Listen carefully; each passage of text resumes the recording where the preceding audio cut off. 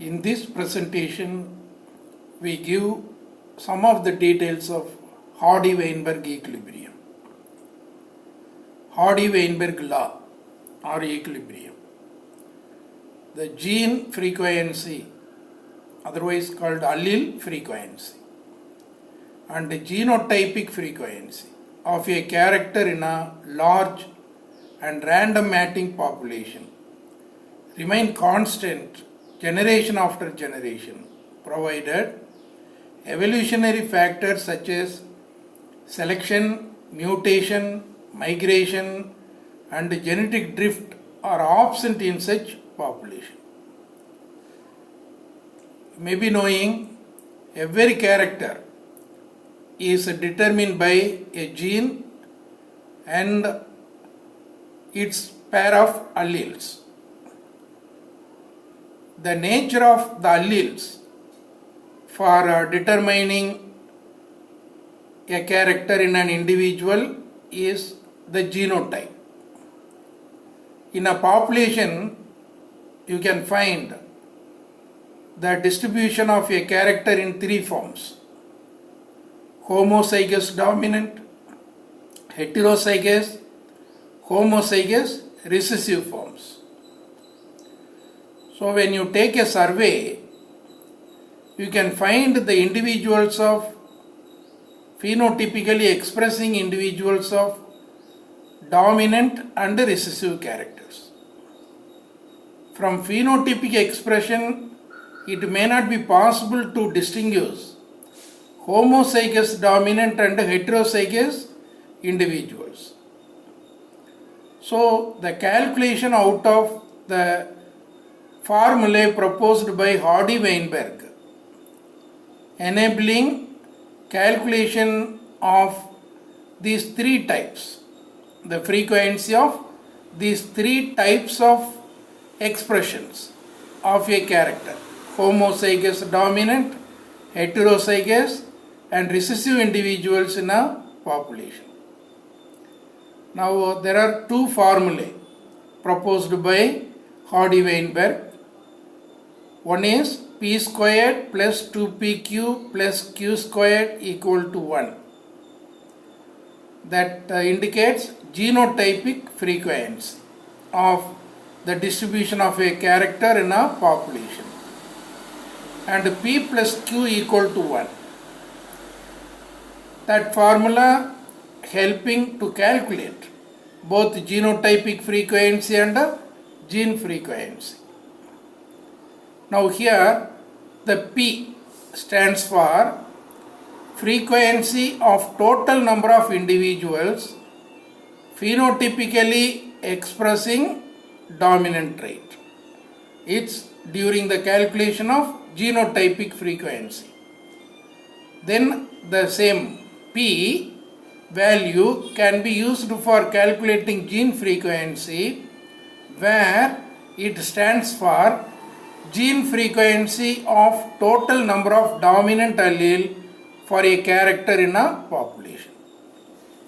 Q stands for, at the time of calculating genotypic frequency, we mean it as frequency of total number of individuals phenotypically expressing recessive trait. And when the value is used to calculate gene frequency, we mean it as gene frequency of total number of recessive alleles for a character in a population. Then these three, p squared, q squared, 2pq, stands for genotypic frequency of homozygous dominant, homozygous recessive, and heterozygous individuals for a character in a population. Now we can clearly understand the genotypic frequency and gene frequency through a calculation. Now you can take a group of 200 students for a character ability to test PTC. PTC, phenyl thiocarbamide, a substance.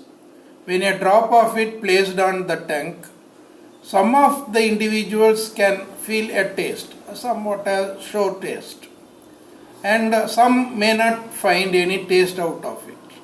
Accordingly, we can divide the students into two types, tasters and non-tasters.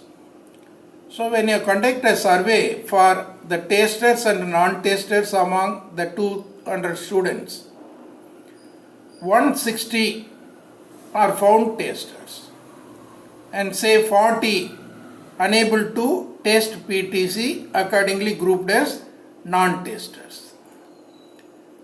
Now to calculate genotypic frequency, we have to recall again the same explanation. Phenotypically, both homozygous dominant as well as heterozygous individual found to be of one group. But genotypically, here we have the need to differentiate them into homozygous dominant and heterozygous. Here what the value you are getting 160 is number of individuals phenotypically showing dominant trait, that is tasters. So in order to find out, differentiate homozygous dominant from that of heterozygous, we go through the calculation. Now first of all, we find out the frequency of homozygous recessive individuals out of the survey, because there is no doubt that homozygous recessive condition is expressed only in homozygous condition. Even though the allele for recessive character, the recessive allele present in heterozygous individual, it's not phenotypically expressing. So the homozygous recessive individual will give you the actual value of the frequency of homozygous recessive. So accordingly here you see q squared, the 40 is taken as q squared by 200 equal to 0.2, which will be taken as the frequency of homozygous recessive. Actual number is 40.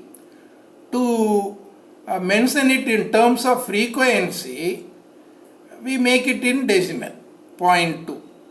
So q squared as the decimal form of the number of homozygous individual.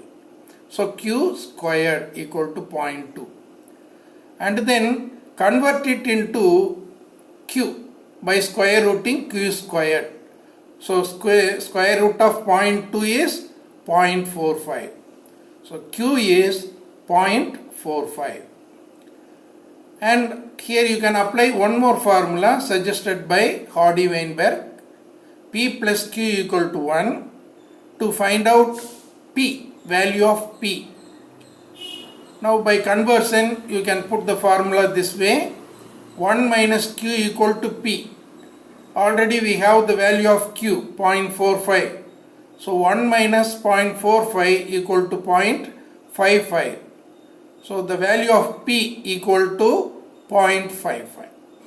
Now from the values of these q and p, it's possible to calculate p squared, 2pq and q squared, which may stand for genotypic frequency of the character, homozygous dominant, heterozygous and homozygous recessive in the population. Now how will you calculate this?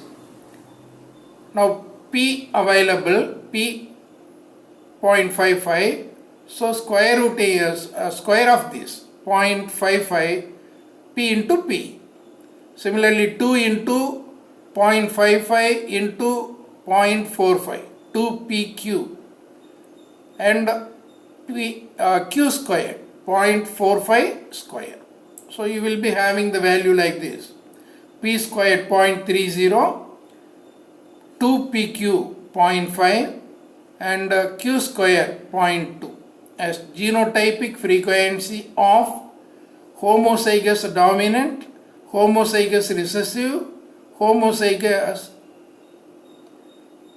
and heterozygous. I tell it the other way.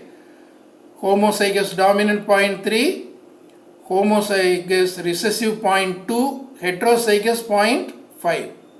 So in total it will give you 1, by which you can confirm the calculation is correct. So genotypic frequency, here I have put it in line. P squared equal to 0.30, 2pq 0.50 and q squared equal to 0.20. Then to calculate gene frequency, that is how many dominant alleles, how many recessive alleles for the particular character in that population in terms of frequency. So when you put it in terms of frequency, it will be in the decimal of some 1. Now here to calculate P, the formula is P squared plus half 2pq. Why we take half 2pq? Because 2pq includes the p value. Half the value of 2pq will also be added to p squared to have the complete number of dominant alleles in that population for that character. Similarly, only when you add half of 2pq, because q is there, half the value of 2pq is q. So that has to be added to the q squared to get the complete number of frequency of recessive alleles. So that way p squared, that already known, 0.30, half 2pq. pq is already known as 0.50 and the half of this 0.25 will be giving you the total 0.55. Same way q squared already known as 0.2 and adding to these two, half of 0.5, 0.25 equal to 0.45.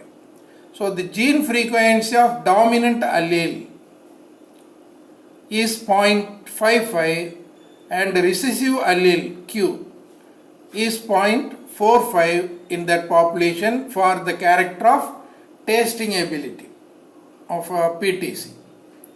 So that way genotypic frequency and gene frequency may be calculated using the formulae suggested by Hardy-Weinberg.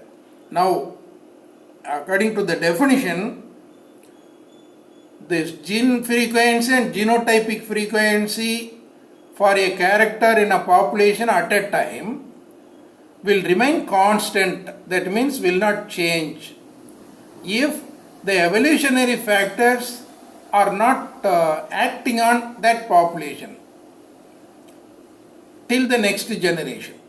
So generation after generation, the same gene frequency and genotypic frequency will be maintained in a large and random matching population in the absence of the evolutionary factors which may influence a population to become into some other species population. It's hypothetical. In no population we can expect nil activity of the evolutionary factors. Anyway, Hardy-Weinberg suggested that such a condition, if there arises such a condition where absence of the evolutionary factors and the presence of random matching, possibility for the constancy, maintenance of gene frequency and genotypic frequency constant generation after generation.